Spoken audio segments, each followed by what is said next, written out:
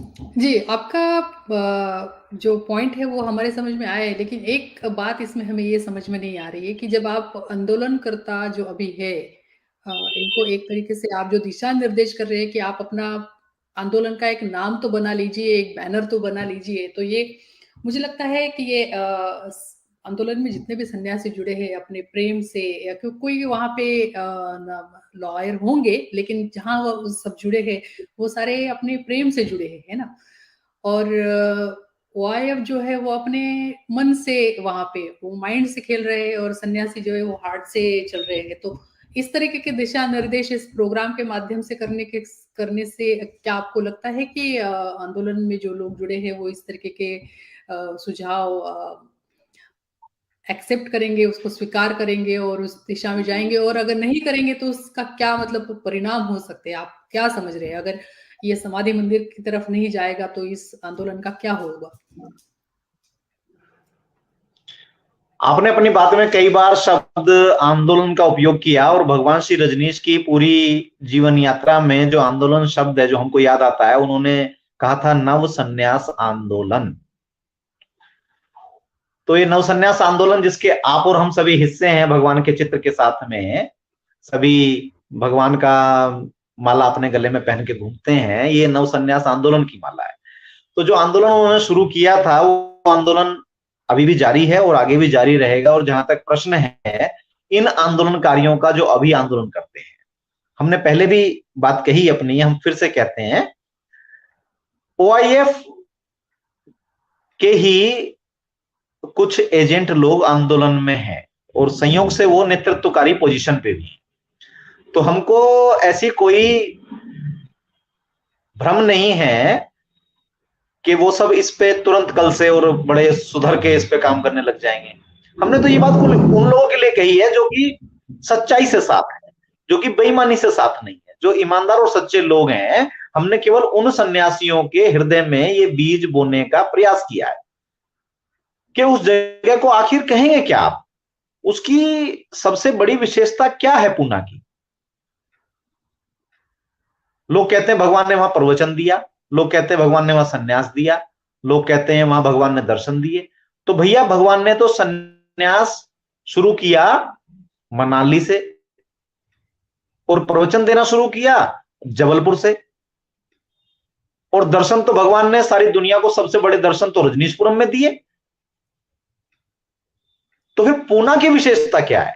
जबकि पूना का आश्रम जब भगवान अमेरिका चले गए थे तो जैसा कि वुडलैंड अपार्टमेंट को बेचा गया पहले, जब भगवान पूना आए तो पूना को भी बेचने की बातचीत चलती थी जब भगवान अमेरिका चले गए, लेकिन ये बिक नहीं सका। शायद यहां समाधियां थी। समाधि कोई कुचवाड़ा में समाधि नहीं है, आज भी भगवान की जन्मभूमि पर ताला टंगा हुआ है। जबलपुर जहां भगवान को संबोधि उपलब्ध हुई वो एक सरकारी पार्क है और उसकी कोई भी व्यवस्था रजनीशी लोगों के द्वारा नहीं की जाती है।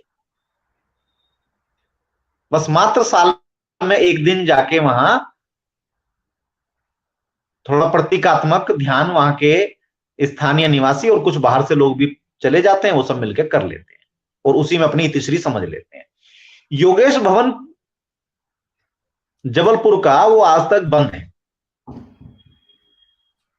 जहां भगवान ने अपनी सबसे शुरुआती बातें करनी शुरू की थी, यानी कि हमारी विचारधारा की अगर कहें तो गंगोत्री जैसा उसको कह सकते हैं। और वुडलैंड अपार्टमेंट में तो फोटो और दर्शन करना अलाउ भी नहीं है, क्योंकि वो किसी और ने खरीदा हुआ है, वो क्यों अलाउ करे आपको।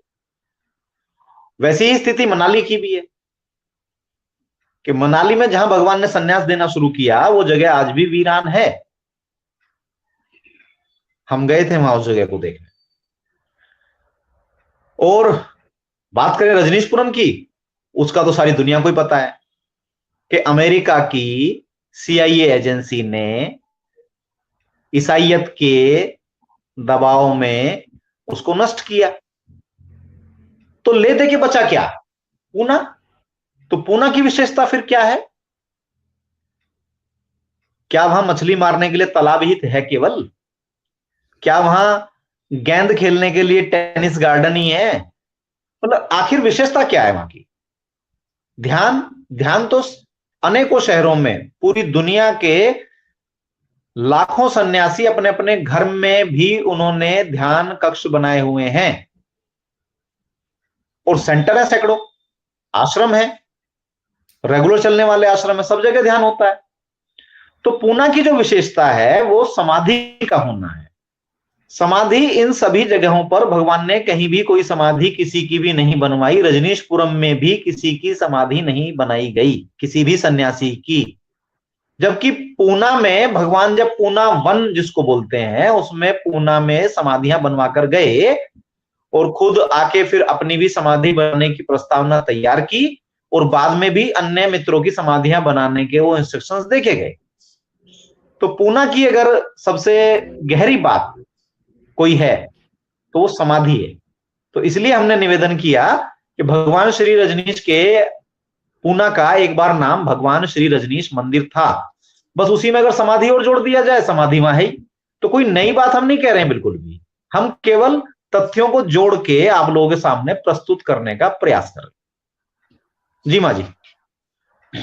जी, आपने जो कहा कि वहाँ पे सिर्फ तालाब नहीं है या वहाँ पे गेंद खेलने की जगह नहीं है, तो शायद मैं आपको याद दिलाऊँ कि बाशो जो स्विमिंग पूल है, जिसको आप बार-बार तालाब कह के बुलाते हैं, उसका डिज़ाइन भी भगवान ने खुद किया था। अगर आपने कभी जो एक सन्यासी है जिन्होंने ये बाशो के डिज़ाइन को कार्यान्वित किया, अगर उनका इंटरव्यू अगर आप देखें तो वो वहाँ पे वो बताते हैं कि भगवान ने खुद अपने हाथ से ये जो पूल है वो डिज़ाइन किया हुआ है।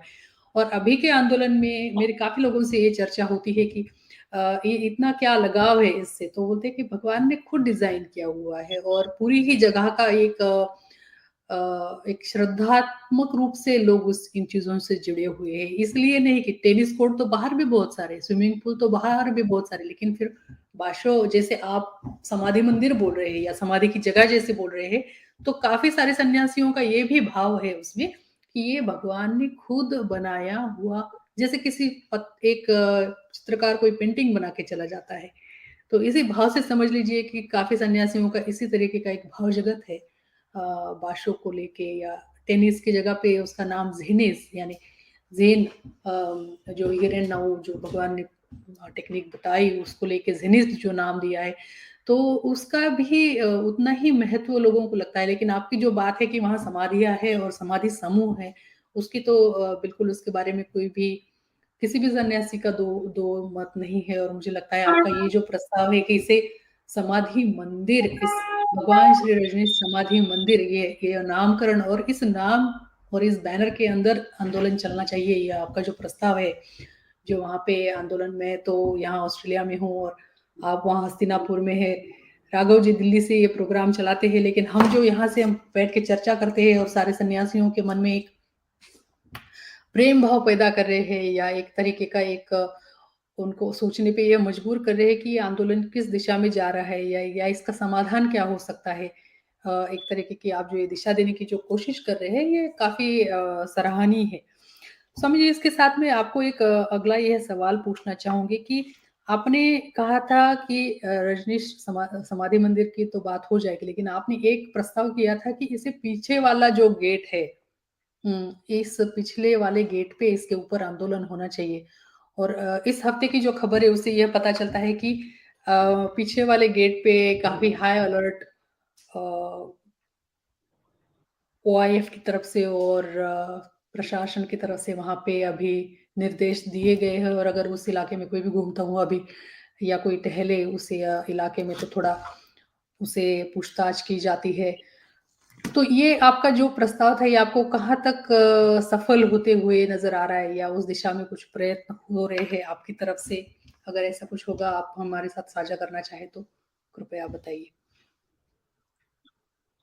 देखिए, जहां तक ओआईएफ के सक्रिय होने और प्रशासन के सक्रिय होने का प्रश्न है, चूंकि समाधि का द्वार ही पीछे है, जिसको आप पीछे कहते हैं, हम उसको समाधि द्वार कहते हैं। भगवान श्री रजनीश मंदिर का मंदिर समाधि का द्वार।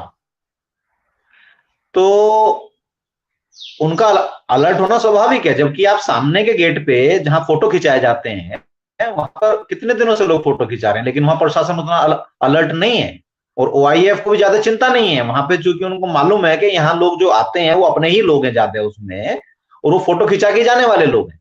लेकिन जो समाधि के द्वार पर जाएंगे वो इनके लोग नहीं होंगे, वो भगवान के लोग पहुंच जाएंगे। और भगवान के लोगों से तो पूरी दुनिया परिचित है कि भगवान के लोगों ने तो रजनीशपुरम बना के खड़ा कर दिया था। ये ओआईएफ के लोग हैं जो समाधि की ईंटें तक बेचने पे आए हुए हैं। ये ओआईएफ के ही लोग हैं जो बातें ज्यादा करेंगे और काम बिल्कुल नहीं करेंगे, काम की कोई प्रस्तावना भी नहीं करेंगे, लोगों को जोड़ने की कोई बात भी नहीं करेंगे, केवल पिकनिक मनाने के लिए लोगों को बुलाने की बात करेंगे। तो ये ओआईएफ की ही नीति है। उन्होंने कम्यून कल्चर को बदल दिया है क्लब कल्चर में, और वो संगठन या आंदोलन करने में बहुत ज्यादा इंटरेस्टेड लोग नहीं है। तो इसलिए पीछे भले ही कोई एक व्यक्ति जाए या जितने भी जाए, वो संख्या का प्रश्न नहीं है।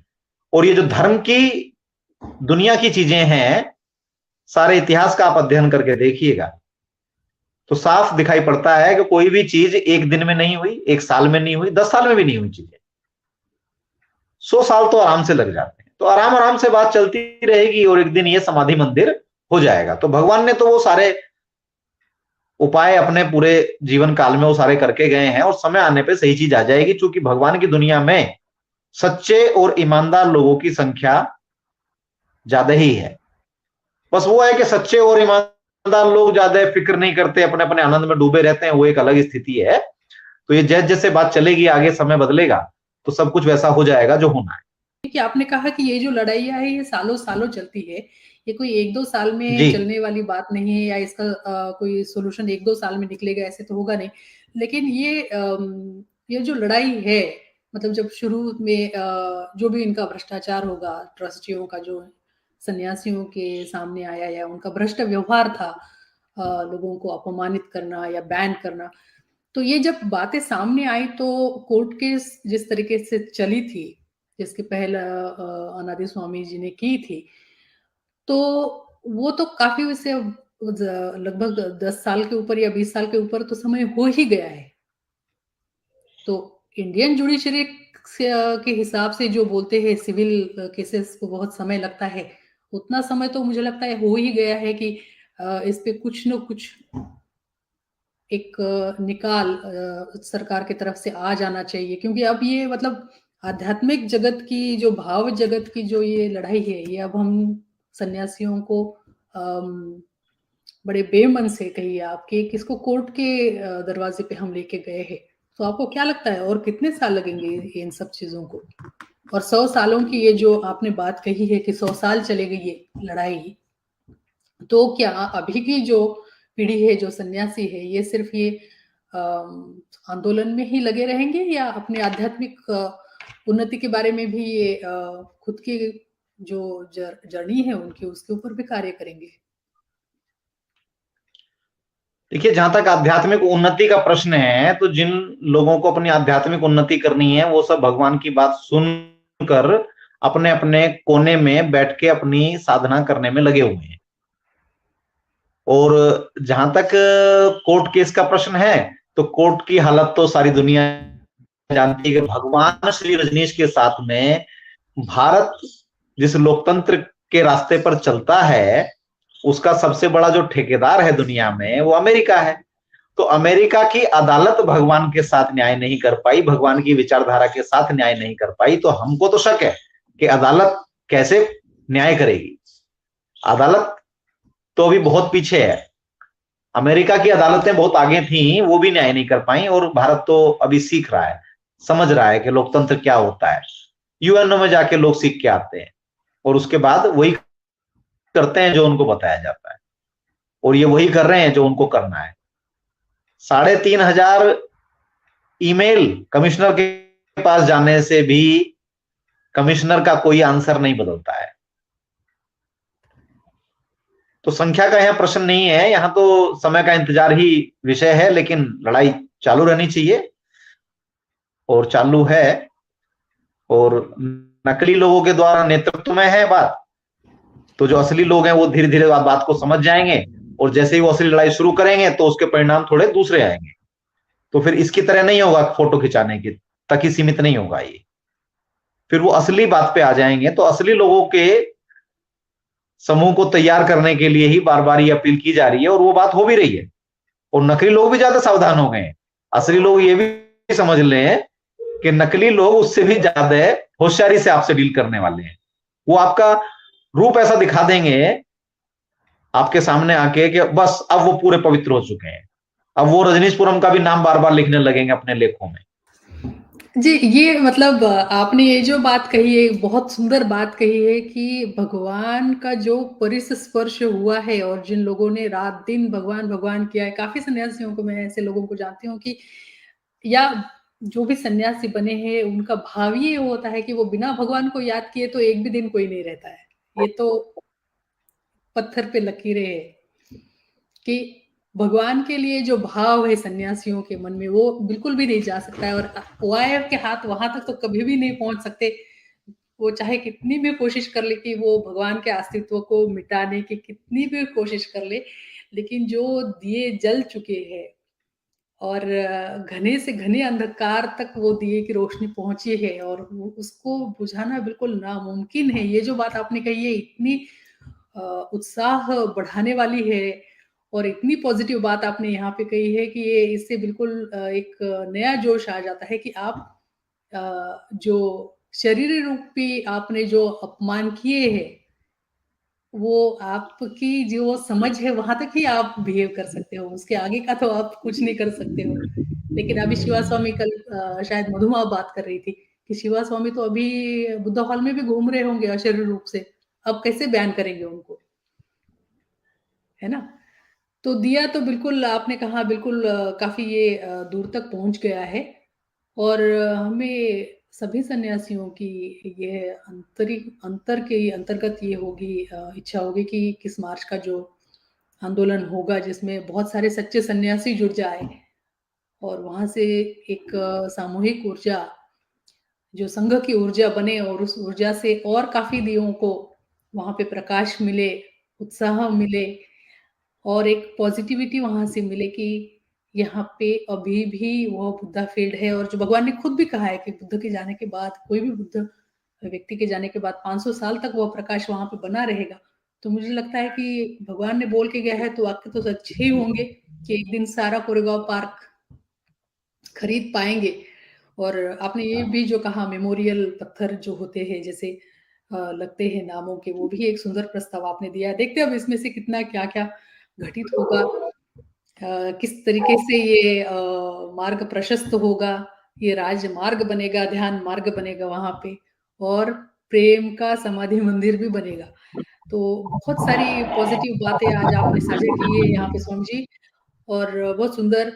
और आशा रखती हूँ कि अगले इस प्रोग्राम के अगले भाग में इसके ऊपर हम और कुछ अच्छी न्यूज़ भी दे सकेंगे। काफ़ी पहले वाले इसमें काफ़ी इस पे रोष रहा है लोगों का, अरविंदो की इसमें मोड़ में आप काम करते हो तो कोई लोग, काफ़ी लोगों का यह भी है मानना कि आप वहाँ प्रत्यक्ष रूप से आए, आंदोलन से जुड़े, तो हो सकता है कि आपको ऐसी भी कोई प्रेरणा वहाँ पे मिले और अच्छे और सच्चे दोनों लोगों के दिलों में प्रकाश जम के वहाँ पे कोई एक उजाला वहाँ पे हो, जो सबको मार्गदर्शन करे। बहुत-बहुत धन्यवाद स्वामी जी। और अगर आपको इसमें कुछ ऐड करना हो तो बताइए, नहीं तो आज मुझे लगता है राघव जी की तबीयत की वजह से ये फिर हम शो को यहीं पे समापन करेंगे। सारे दर्शक जो समय इस समय हो चला है वैसे तो। जी। आखिर में हम ये कहना चाहेंगे, भगवान श्री रजनीश की जय, भगवान श्री रजनीश समाधि मंदिर की जय।